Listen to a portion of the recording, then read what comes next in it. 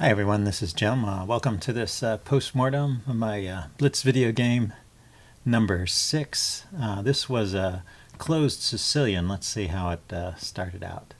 So my opponent played e4, I played c5 going into Sicilian, and he played d3, which you can see is kind of an uncommon move. Let's back up and take a look at it.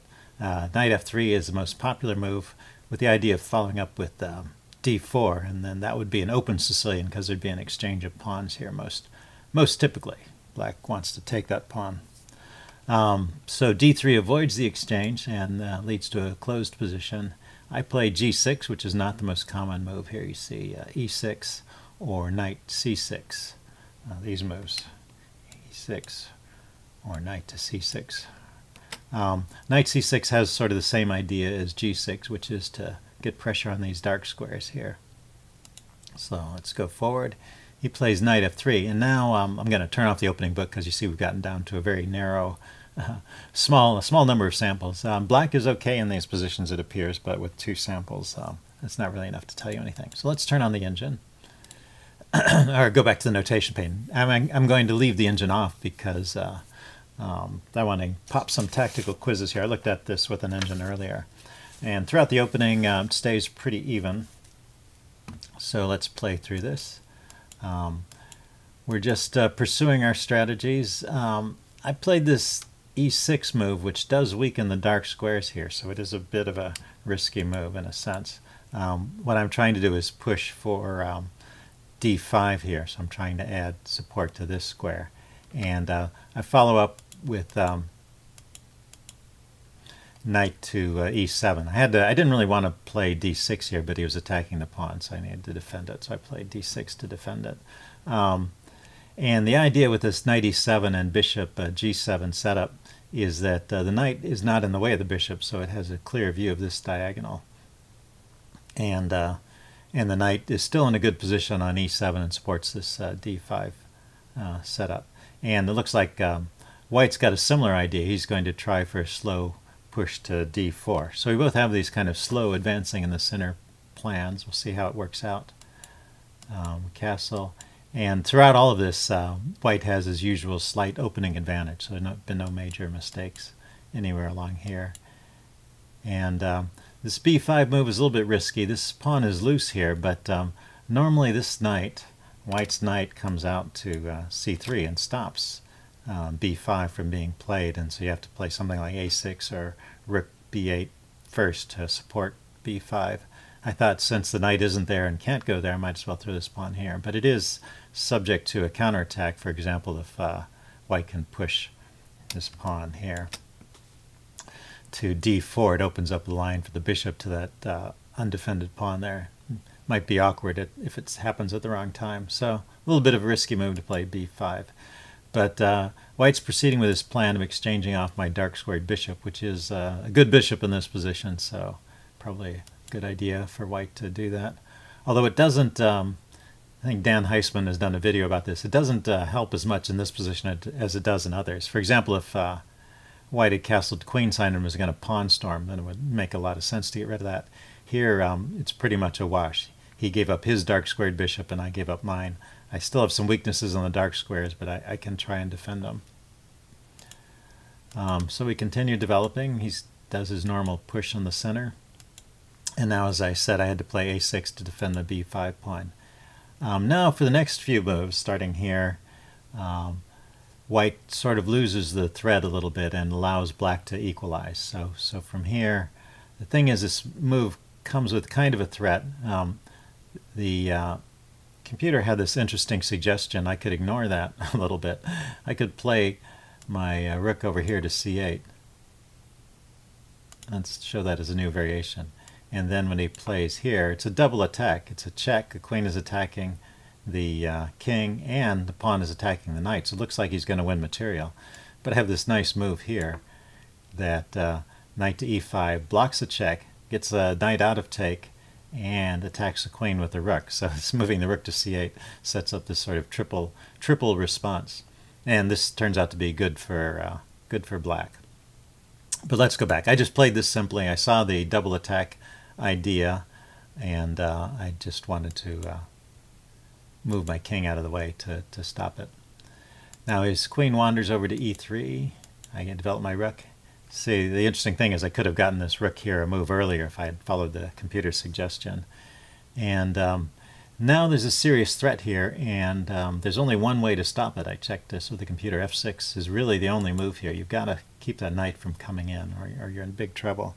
But this turns out to be an adequate defense, and black just doesn't, I mean, white just doesn't have a whole lot of follow-through at this point. So there's a, sort of a slight edge for black at this point because white has wasted a couple of moves there. And I push ahead with d5. And I kick in. Now this is an interesting idea you should think of in your games. It might be automatic to take back after white has pushed his pawn, because I do want to take it anyway. But this move here, playing the knight to f5, this is called an intermezzo. It means instead of doing the immediate move, you play an in-between move, an intermezzo that attacks the queen, forces him to respond, and then you can take, and in the other line the queen was supporting this square if I hadn't played the knight here, and now it's just the pawn and the knight on that square. So I can, if he takes with the knight, I can exchange and get his pawn to this square, which would free my pawn up. So I want this pawn to be free to move forward so that my bishop is not trapped back here. So that was a useful intermezzo there. And now I'm just ganging up on this pawn here. He defends it. And I raced past one move. I was talking about my ideas during the game. I missed an idea here. So let's back up to move 20. Yeah, I still didn't have to take. I have another intermezzo here, so that's kind of a clue. If you want to take a second and think what's a good move for black here. You can pause the video if you want to think about it some more. Okay, I'm going to give you the answer. The trick is knight to b4. It's not a huge trick, but it does win a pawn. And the reason is the queen has to move. And after the queen moves somewhere, say it goes over here, then the knight can come to this c2 square. It's protected by the rook, and it's attacking this pawn. And I'm going to win this pawn because the queen doesn't have a good way to defend it. I guess the queen could try to, the queen can't come to any of these squares. Look at that. These squares are guarded by the knight. These squares are guarded by the pawn. This square is guarded by the knight. This square is guarded by the rook. So the queen can't come to any of these squares and defend this pawn. So, and it's in the way of that knight. So I'm going to win a pawn in this line. So I missed that idea. I got one intermezzo, which I was proud of finding, and I missed the second one. And I played just f takes e5. Okay, so let's continue. So I'm ganging up on that pawn, and he's getting some counter pressure on the c file. And he plays this move, knight g5, which attacks my rook, so I don't have time to take the pawn, you might think. But actually I can take it, because when I take the pawn, I'm attacking his queen. So I've picked up a pawn here, and I have a slight advantage.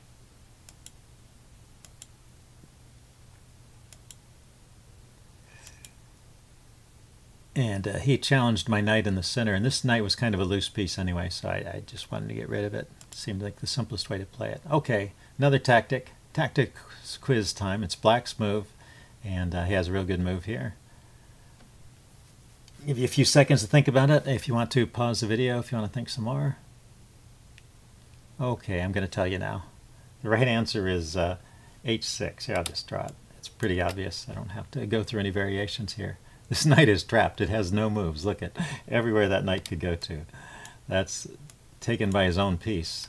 Really, the previous move he should have recaptured with the knight instead of putting the bishop there. The bishop blocked the retreat square for that knight.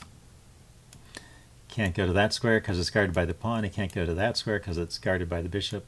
And he can't go to here or here because the king is guarding those squares. So h6 just wins the knight. I missed that idea. And so game goes on. I still have a slight advantage because I've picked up a pawn. And but I let him back in the game here. And you can see his queen is starting to get active. It's coming after these squares. I had opened up my game earlier by playing this exchange here. And that opened up some lines on my king, so that's always a bit risky, and you got to keep track of that.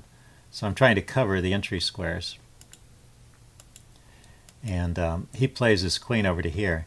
And I noticed during the game that his queen could come in here and check me, but I didn't notice the follow-up move. So there's a real excellent two-move sequence for white here. See if you can find it. And the first move I've already given you, so it's really the second move that counts. So take a look at this position, try and visualize it. After the check, what's a good follow-up move for white? Here, I'm sorry, I'll go ahead one more move. I played d4 first, and now it's white's move. See if that helps any. Okay, if you need more time to think, pause the video. I'm going to go ahead and show you the answer. So as I said, it starts with queen d5. The king to g7 is one of the few moves that's okay. And now the follow-up move, which I worried about a little in the game, but I didn't see how terrible it was, is this rook e1. And now white is just winning. So here, even though I've played a good game so far and white has made a few slips, it's just one little mistake like this that can turn the whole game around. During the game, I thought I would play something like queen d7, trying to exchange queens, but he has this terrific move, rook e7 check, and I'm just going to lose the queen for a rook. So if we back up again, my queen's under attack, and really it doesn't have any great squares to go to. So let's back up and see what I should have played.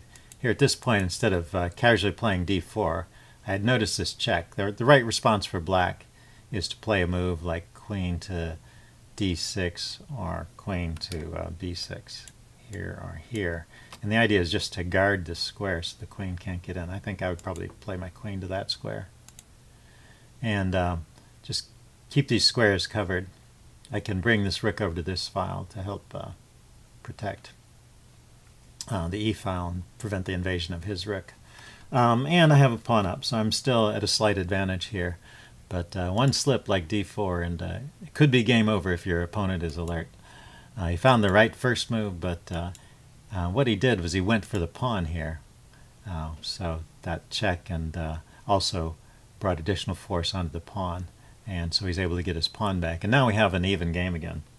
And it goes on as an even game for quite a while. I trade off the queens. I thought I might have a better endgame with the bishop against the knight, and I have a slightly more active king and slightly more advanced pawn. These are small advantages, and black is just slightly better in this position.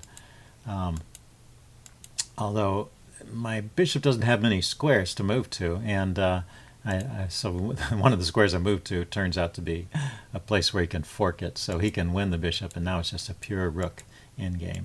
And I have a very small advantage, but with best play, this should really be drawn. And but there's no harm in playing on and trying to take advantage of your slight advantage. What you do, you want to get your pieces active in the endgame, particularly the rooks. They want to go around and attack pieces. And this forces his rook to a passive square, so this is an improvement for me. And now, at this point, it's black's turn to move, and black has a good move here. I didn't play it, so you can't look at the notation and figure out what it is. So I'll give you a few seconds, see if you can find the best move for black here. Pause the video if you want to think some more. And I'm going to show you the answer now. It's pretty simple. It's just rook over to this square. Rook to b3, attacking this pawn on b4, and there's no way for white to defend it. The rook can't come here or here. He can exchange pawns, but my pawn just comes back when I take back, and I'm still covering the square, so his rook can't ever win that, can't ever defend that pawn. So this just wins a pawn. So the move a4 was a mistake. I didn't take advantage of it. I played instead g4, and now white can draw this game just by taking these pawns over here. This goes with check, I take back. He takes with check, I take. And there's just 2 pawns over here, 2 pawns over here, and then he can take here and defend that pawn. So this will end up being a draw. But instead, he takes here. And so now I get another one of those in-between moves. And so these in-between moves, they're things your opponent will miss a lot of times, and they're sometimes key to winning a game. Instead of just the automatic take back, I play the move g3 check. And now my pawn is taking away squares from his king, and I'm going to actually be able to win the g-pawn. There's not going to be any squares left for him to defend, because first I take back, and then I can play my rook down to c1 check. And you see, the problem for the king is that this pawn that he let me move forward is guarding these key squares. My rook is attacking here, and so his only move is to move away. And now my rook comes in to attack this pawn. And this pawn on g2 is a goner. Now I had to give up a pawn over here, but I was banking that this pawn would be more advanced than this pawn. So let's see how it plays out. Checks me. There's another trick. I can keep walking towards the rook as he checks me, and eventually he runs out of checks, because when I'm right up next to the rook, there's no more checks. So he gives up on the checks and pushes a pawn. Now I'm able to grab, and grab on f3 too. So now with this two-pawn advantage, this is a winning game. And he overlooks a mate in one, but at this point, it's finished anyway. He can't. He's going to run out of checks if he tries to check me, and this pawn is too far away to queen. But I mentioned this earlier in the game, that two pawns side by side cover a lot of squares, so the king has no escape routes, and so rook to b1 is mate. And so that's how the game ended. Hope you guys enjoyed that. If you have any comments, leave them in the section below, and I'll see you next time. Bye.